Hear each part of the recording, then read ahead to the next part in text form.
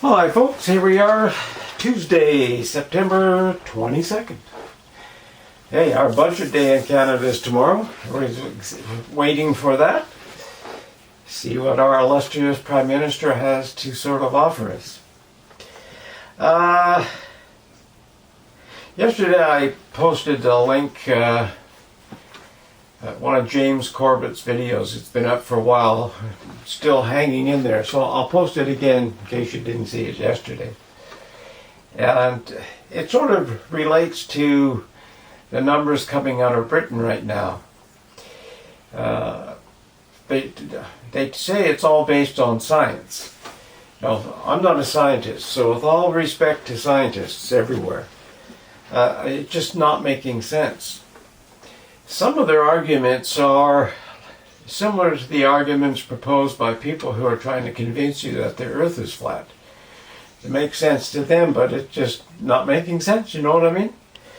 Let me get my glasses on, because these print is very small, just to make sure we're getting the right numbers here. This is from Boris Johnson, just had a speech earlier today in Britain.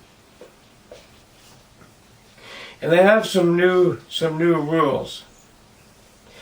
If you're not wearing masks in the right formula, there's a £200 fine. £200 for a fine for not wearing a mask. Everybody has to wear masks now. But here's the thing: if there's 6 people in a group chatting, you don't need to wear a mask. But over 6, you need masks, or there's a fine. So what does that mean? Does that mean if 6 people are talking and they don't need masks, it's fine? But what about if there's 7? Does that mean you don't have masks, you'll get fined £200? What is the difference between one person or 2 extra people? I don't follow that. But again, I'm not a scientist, and this is based on science. You can have 15 people at a wedding, only 15. But at a funeral, you can have 30. I don't understand. If you go into shops, everybody has to wear a mask. Into stores or whatever, everybody's got to wear a mask. If you don't, it's a £200 fine. And if you go into a hospitality establishment, everybody has to wear masks unless you're sitting down.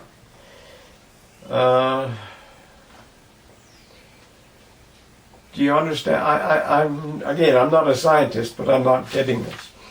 So 10 people sitting down and don't have masks, they're all right, but if they all stand up, they got to put masks on. I suppose you have to draw the line somewhere, but the somewhere is, where is somewhere? What are they talking about? All hospitality places, and I guess they're talking about pubs and restaurants that serve alcohol, they have to close by 10. Everybody's got to be out.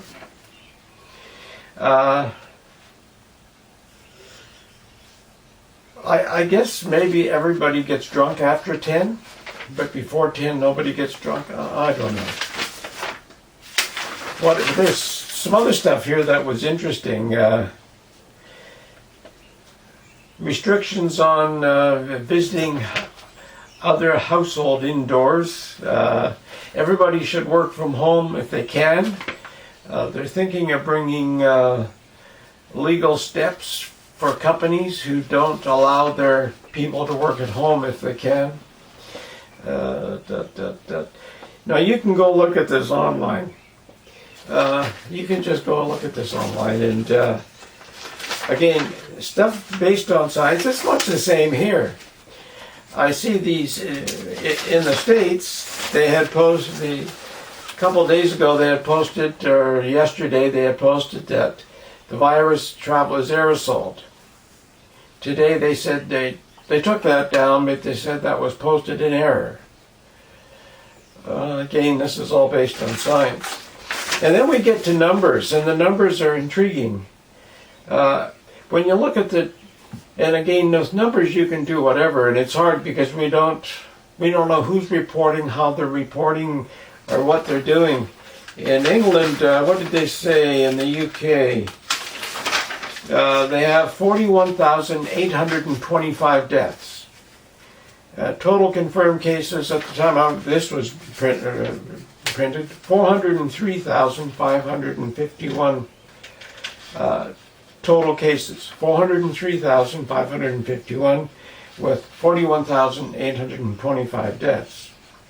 Now we don't know, it doesn't say how many are recovered on this sheet or how many are still in hospital. But if you just take those two numbers, out of the total number of cases, they have 10.36% deaths. And I suppose that can't go down. It could go up. So then I start looking around. The U.S., they have 2.9% death rate. India has 1.596, Brazil 3.008, Canada 6.307, Sweden 6.56. Think about that. I got to look at this again. No, that's what it says. Then when you look at the world, total in the world, the death rate is about 3.07%. And again, those numbers fluctuate when you get all of the stats in. And of course, it's all scientific, so they tell us. We all know Sweden didn't have any major lockdowns or anything crazy, but they have almost the same death rate as Canada. We destroyed our economy. But they're Sweden. We're the same as Sweden. I just don't understand. I should have paid more attention when I was in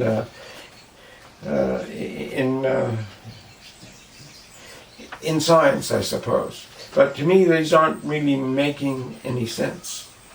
And of course, how do you tag someone who has died? I mean, that controversy is just sort of flowing.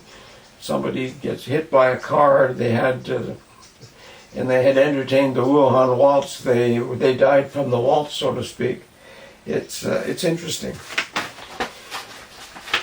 What we have talked about being lied to is manipulated fact or fiction. This whole thing seems to be really, really crazy. Here we're talking about more severe restrictions, and some of them make sense, and some of them are totally contradictory. Don't make sense. The ideas change, the numbers change, what people think changes, what the experts are telling us keeps sort of having a moving target, and I don't know. I go back to Ontario where they painted white circles in the park on green grass, and if you went to the park, you had to sit in a white circle. If you did, there was a $550 fine. Today they got the homeless people hanging out there. It's a real shit show. It's all mixed up. It's the same as a lot of cities. Go to Vancouver, Victoria, the same problem's happening. And but it's all science, right? Makes sense. So watch the Jim Corbett video. It's just a short one. It's the only link I'm putting in today. And just watch that. It's sort of intriguing. Now, James Corbett has the Corbett Report. I think he's Canadian originally. I think he went to university in Calgary. In his teaching English in Japan, but he does really, really good research work, and lists all of the sources that he's used and where he has found everything. So it's not somebody just sort of dreaming things up like if you have 6 people you don't need masks, but if you have 7 you do. Sort of strange. Take care. Bye for now. See you tomorrow.